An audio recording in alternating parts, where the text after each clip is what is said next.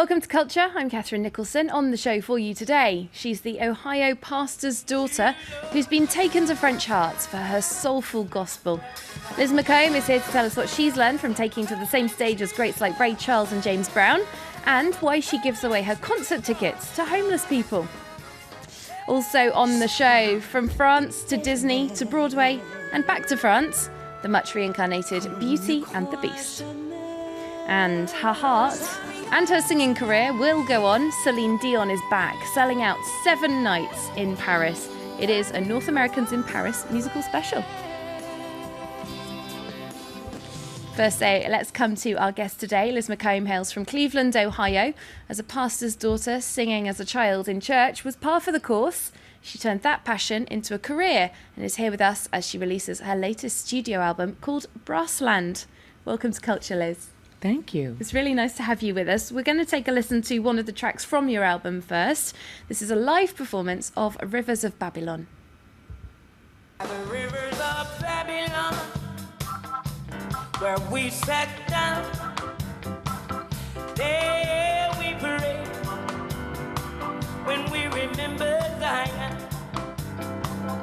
At the rivers of Babylon, where we sat down, there we prayed, when we remember Zion. There we go, Rivers of Babylon. That's on the new album. As the title would suggest of the album, Brassland, it is all brass instruments on there, isn't it? So a bit different from that performance that we saw. Apparently you wouldn't have brass and wind instruments on your albums for quite a long time, is that right? And why change now? Why not? I mean, it's a new avenue open, but everything old is new again. The concept was from Daddy Grace back in the 40s, who had only brass in his church, trombones and trumpets. It was very well known. He had a big band. Such a powerful sound, isn't it? He did it already, so I'm revisiting. And on the album, Liz, there are some songs like Rivers of Babylon, which we know as being more mainstream, a sort of a pop song, and then other ones that are more overtly sort of devotional music. Is it all still gospel to you? The Babylon is a gospel, but it's the lyrics that make it the gospel. How you interpret is, you could be pop or you could be churchy.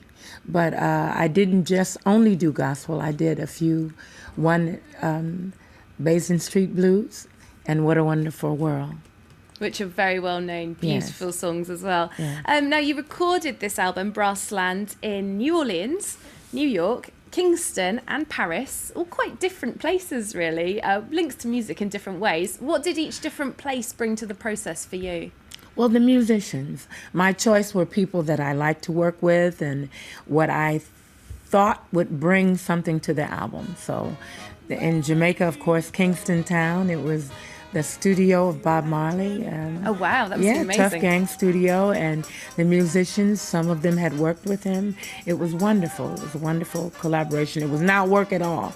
It was really great. It was really wonderful. That's the best kind of work, isn't it? Yeah. And in your live performances, you've opened the show for plenty of real musical greats. Ray Charles, James Brown, B.B. King, to name really just a few. Yeah. What did you take from those experiences with these real masters of their art? I was honored to be there, and they gave me a chance, and I went with it, and very grateful for it.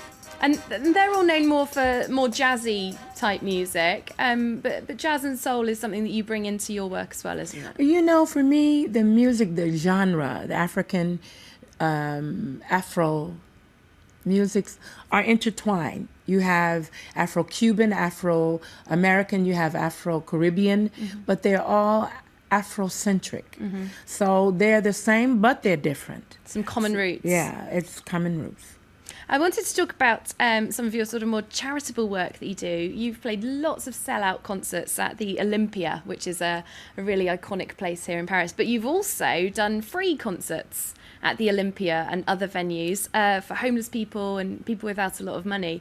Now, I can imagine a lot of business managers and music labels might balk at that idea and say this is commercial suicide. Why do you go ahead and put those concerts on? I think artists are very generous. I find a lot of people are philanthropists in music, and I am one.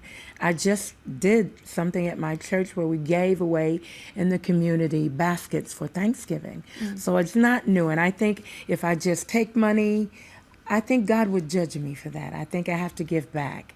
And the French people have been generous with me, and it's just part of my character to give back. Spreading a little love through music. Yeah. That's a good message. Thank you so much, Liz McComb, for coming in to see us on Culture. Just a reminder for you, Liz's new album is called Brassland. She's going to be playing live at Paris's Olympia in January, and she'll be back again in Paris for more concerts in the month of March.